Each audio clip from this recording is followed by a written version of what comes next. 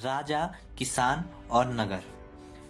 हम देखते हैं कि हड़प्पा सभ्यता तो हमने पढ़ी, परंतु जब 1924 से पहले हड़प्पा सभ्यता लोगों के समक्ष नहीं आई थी तो सबसे पुराना इतिहास जो माना जाता था वह 6ठी सदी ईस्वी पूर्व का माना जाता था। यानी 600 ईस्वी पूर्व से 600 ईस्वी पूर्व से जो स्टार्ट होता था वही सबसे पुराना इतिहास माना जाता था। परंतु जब हड़प्पा सभ्यता की खोज हो गई और 1924 में जो भारतीय पुरातात्विक सर्वेक्षण के डायरेक्टर है जनरल जॉन मार्शल, उन्होंने तब 1924 में ये अनाउंस किया कि जो भारत की जो सबसे पुरानी सभ्यता है वह 6ठी सदी ईस्वी पूर्व भी नहीं, उससे 1500 वर्ष पीछे है, जो भारत के लिए बड़ी गर्व की बात थी, और वह है हड़प्पा सभ्यता, हड़प्पन सिविलाइजेशन, जो भारत के लिए बेहद ही गर्व की बात थी। क्योंकि हड़प्पा सभ्यता में जो हमने पहले अध्याय में पढ़ा होगा कि वहाँ की जो किस प्रकार से जल निकास प्रणाली थी, किस प्रकार से नगरों का निर्माण एक सुनियोजित तरीके से हुआ था, इस प्रकार से चौड़ी चौड़ी सड़कें थी, किस प्रकार से उनकी मूर्ति कला सुदृढ़ थी, शिल्पकारी में उन्होंने अपनी बेहद महत्वपूर्ण भूमिका निभाई थी। उसके साक्ष्य भी मिलते हैं कि व्यापार भी दूर दूर तक होता था। मृत भांड देख सकते हैं, मिट्टी के बर्तन तरह तरीके की जो आज भी लोग नहीं बना सकते, वो चीज़ें हमें हड़प्पा सभ्यता में देखने को मिली। और कब्रों से हमें उनकी समाधान प्रणालियों के बारे में पता चलता है कि किस तरीके से वो शवों को दफनाते थे, जलाकर या दफनाकर किस तरीके से और चीज़ें भी रखते थे। और धार्मिक स्थिति के बारे में पता चलता है कि विशाल स्नानागार किस तरीके के थे, किस तरीके का स्ट्रक्चर था। तो ये था। परंतु बाद में जो राजा, किसान और नगर चैप्टर में है वो हड़प्पा सभ्यता से भिन्न है, 1500 वर्ष आगे,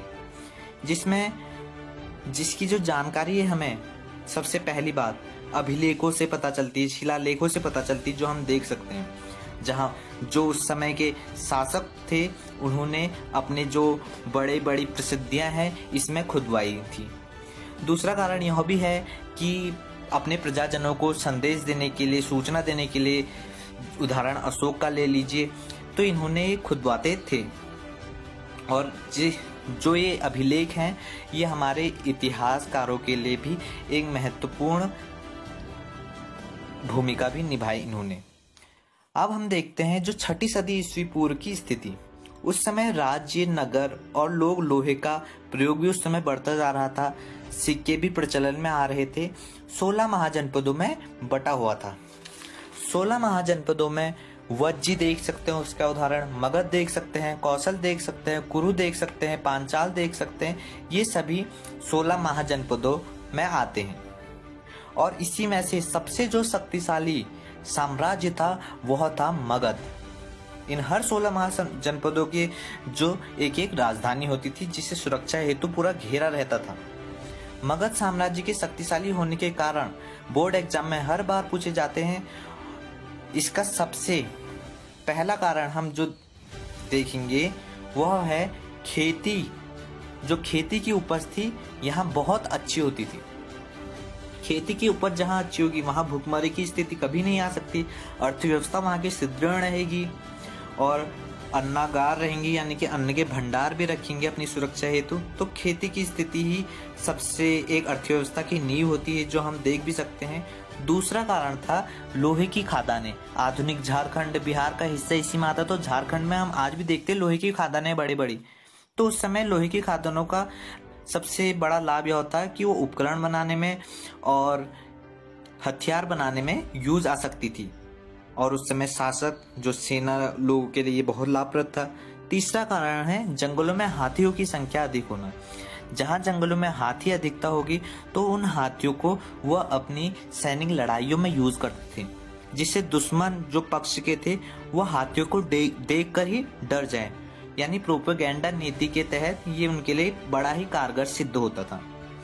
चौथा कारण है गंगा व उसकी उपनदियां थी, उनका आवागमन होता था। हम देख सकते हैं मैप में गंगा नदी और उसकी उपनदियां मगध क्षेत्र में हमें जा रही है। तो इससे क्या होगा, व्यापार में भी सुगमता आएगी, व्यापार सस्ता होगा, स्थल मार्ग की अपेक्षा जल मार्ग सस्ता भी रहता है, तो इसलिए। और 5वां कारण था विद्वानों का होना, बड़े बड़े विद्वानों का होना। चाणक्य देख सकते हैं जिन्होंने अर्थशास्त्र की पुस्तक लिखी, चंद्रगुप्त मौर्य का साथ दिया महापद्मानंद को हराने में। महावीर स्वामी देख सकते हैं जैन धर्म के, गौतम बुद्ध देख सकते हैं बौद्ध धर्म के, जिनके विचारों ने लोगों को और जागृत किया। छठा कारण है बड़े बड़े महत्वाकांक्षी शासकों का होना, जिसमें उदाहरण है हम महापद्मानंद देख सकते हैं जिसके पास विशाल पद्म का भंडार था। दूसरा देख सकते हैं उदाहरण चंद्रगुप्त मौर्य, जिसने इतने बड़े शासक महापद्मानंद को भी हरा दिया, परास्त कर दिया और ऐसी सुदृढ़ चाल चली चाणक्य के साथ। और अशोक देख सकते हैं जिसे आजाद शत्रु के नाम से जानते हैं, आजाद शत्रु, जिसे कोई भी हरा नहीं सका। बाद में जब कलिंग की लड़ाई हुई जो आधुनिक उड़ीसा में है लगभग, तो उस लड़ाई में ये तो जीत गई, इसकी विजय हुई, पर इसने देखा कि जो सैनिक है कितने मर गए, विपक्ष के भी पक्ष के भी, तो इसे बहुत दुख हुआ, इसने बौद्ध धर्म ग्रहण कर लिया। और मगध साम्राज्य के इतने हम देख सकते हैं कि जो शक्तिशाली होने के कारण है।